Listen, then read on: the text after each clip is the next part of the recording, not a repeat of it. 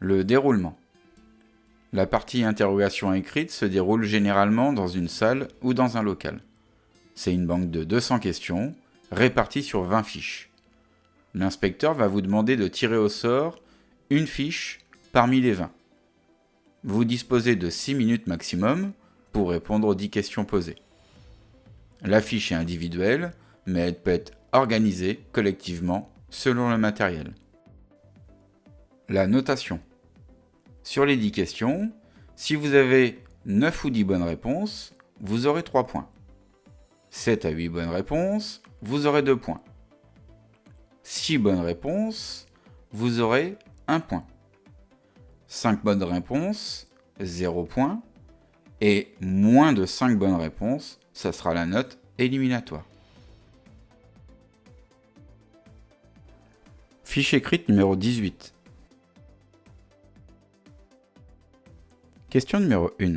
Un X, exemple X83, inscrit à côté du nombre dans le rectangle du haut de la plaque orange placée à l'arrière d'un camion signifie produit très inflammable. Vrai ou faux ?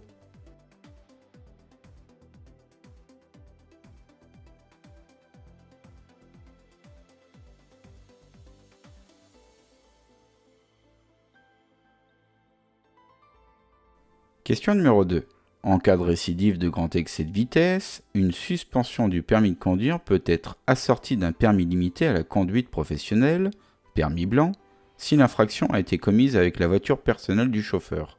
Vrai ou faux ?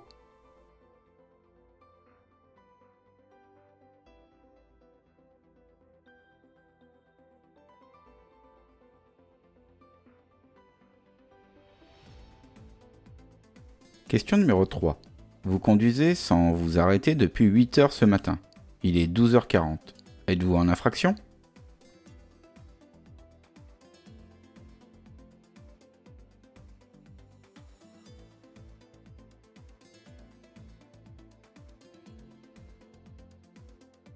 Question numéro 4.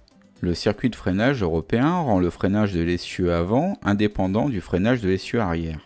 Vrai ou faux ?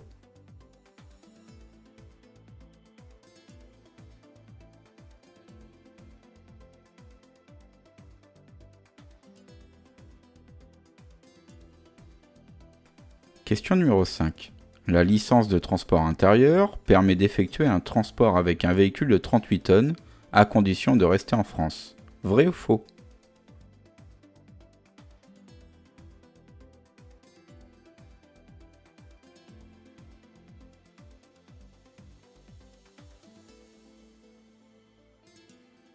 Question numéro 6.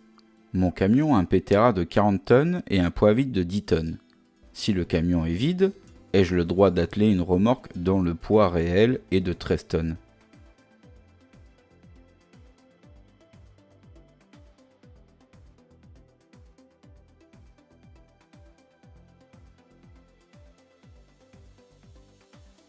Question numéro 7. Vous conduisez un véhicule articulé neuf de 38 tonnes de PTRA. À quelle vitesse êtes-vous limité sur route prioritaire à chaussée séparée ?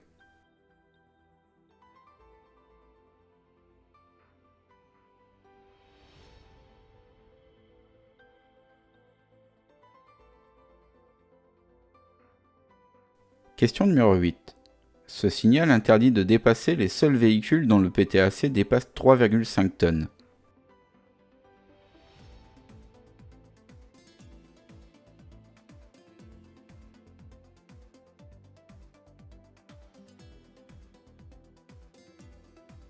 Question numéro 9.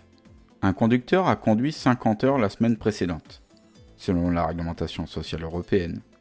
Combien d'heures maximum peut-il conduire la semaine en cours ?